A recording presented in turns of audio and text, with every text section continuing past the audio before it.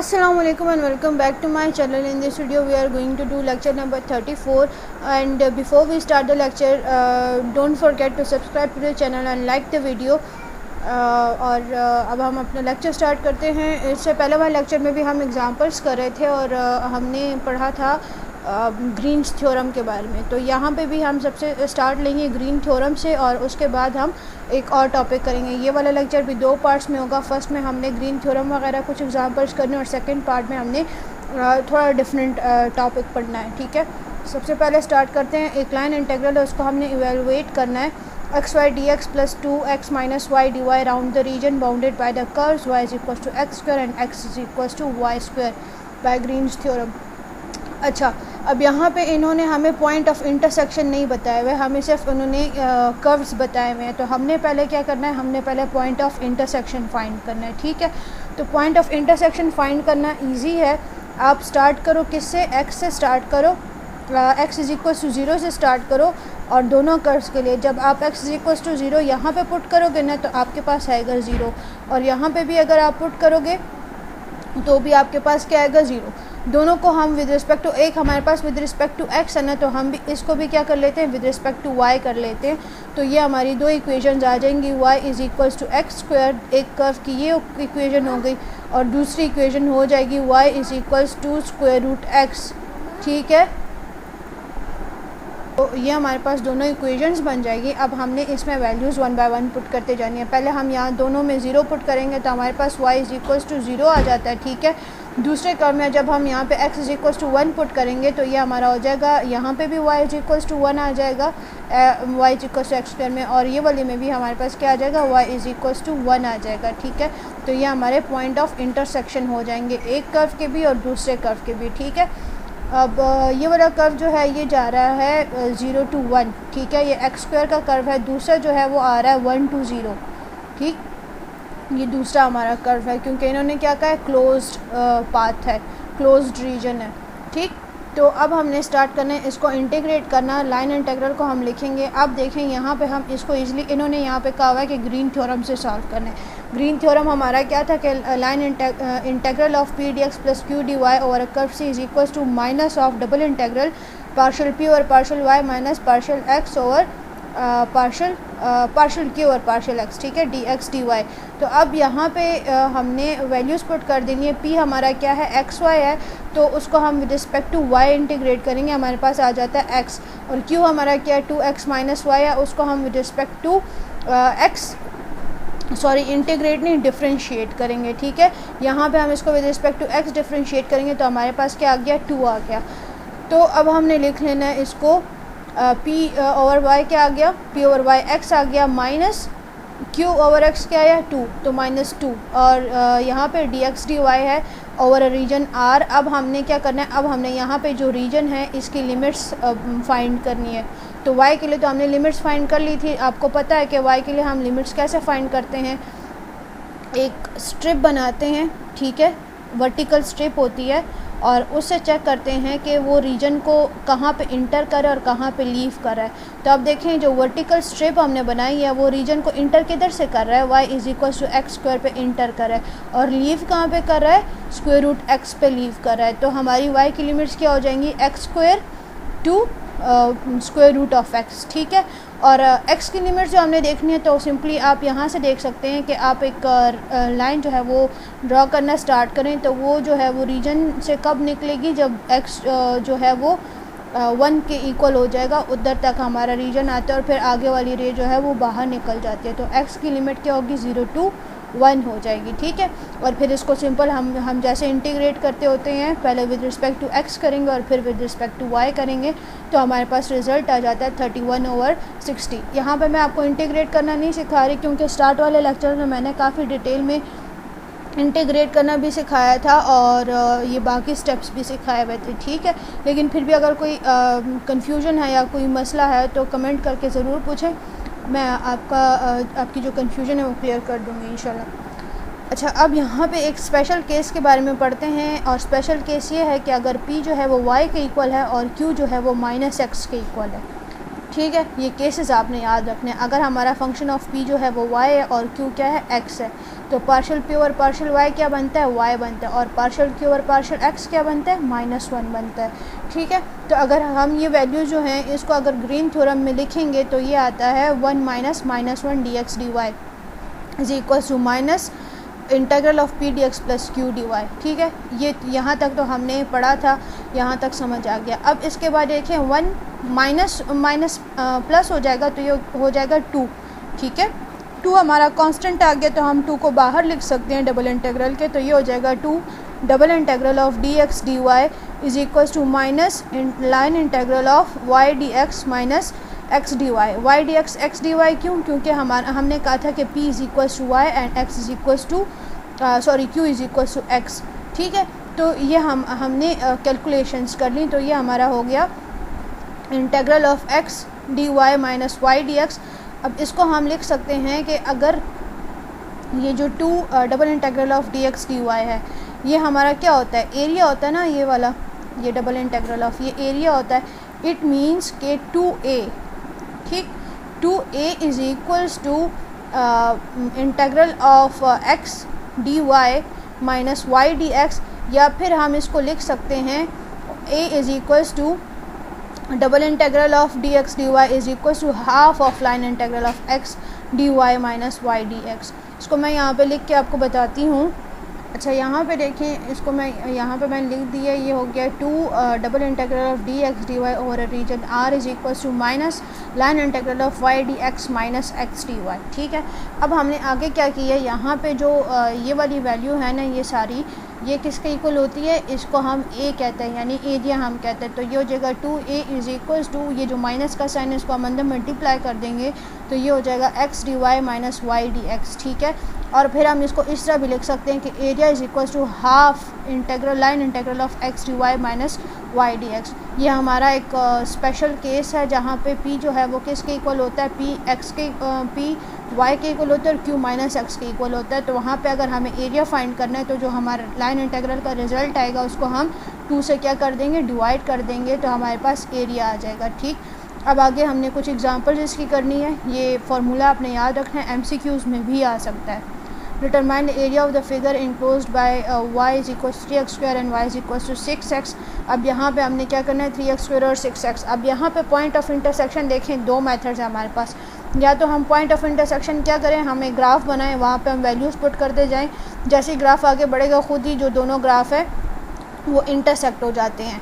जहाँ पे वो इंटरसेक्ट हो जाते हैं, देखें ये वाला ग्राफ ऐसे ही एक्सटेंड करता जाएगा, और ये वाला जो ग्राफ है ना, ये नीचे वाला y is equal to x वाला, वो इस तरह से एक्सटेंड करेगा क्योंकि पैराबोला है। ठीक है, बहुत बंद कर दूँ मैंने यहाँ पे।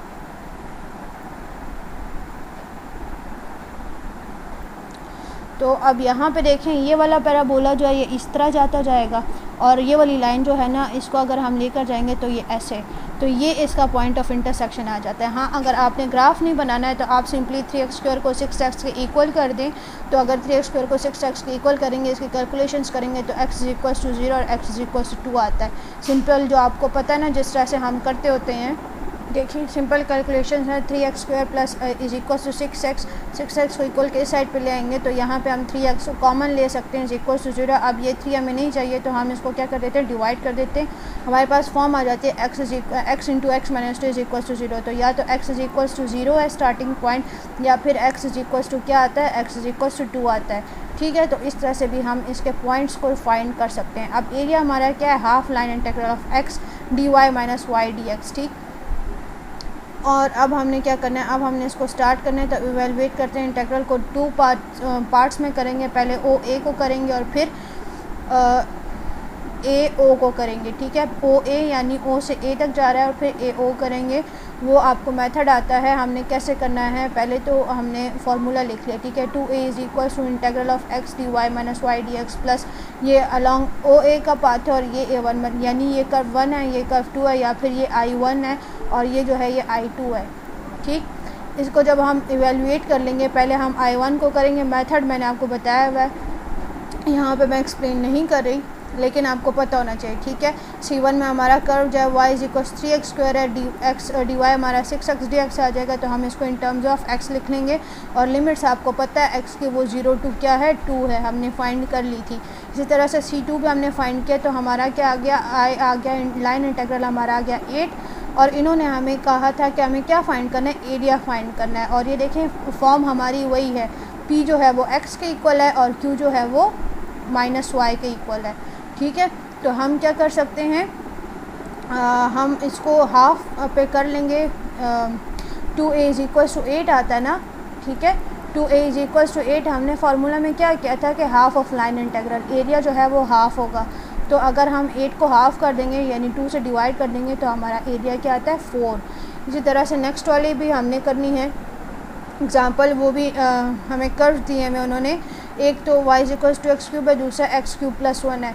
तो axis of x is equal to 0 for x is greater than और इक्वल टू 0, ठीक है। मतलब स्टार्ट हमने किधर से करना है, x इज इक्वल टू 0 से and x is greater than और इक्वल टू 0, ठीक है। और कर्व हमारा क्या है, वो हमारा क्लोज्ड कर्व है, area bounded by the curves, ठीक है, यानी कि क्लोज्ड है हमारे पास। अब हमने इसको सॉल्व कैसे करना है, जब हमने x इज इक्वल टू 0 से स्टार्ट करना है, तो पहले तो आप इसको इस तरह भी कर सकते हैं कि अगर 2x³ और x³ + 1 को इक्वल कर लें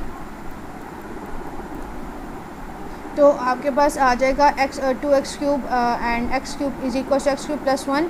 यहाँ से हम जब ये एक x कैंसिल हो जाएगा, ये हमारे पास आ जाता है x³ + 1 और x³ इज इक्वल टू 1 या फिर x इज इक्वल टू 1।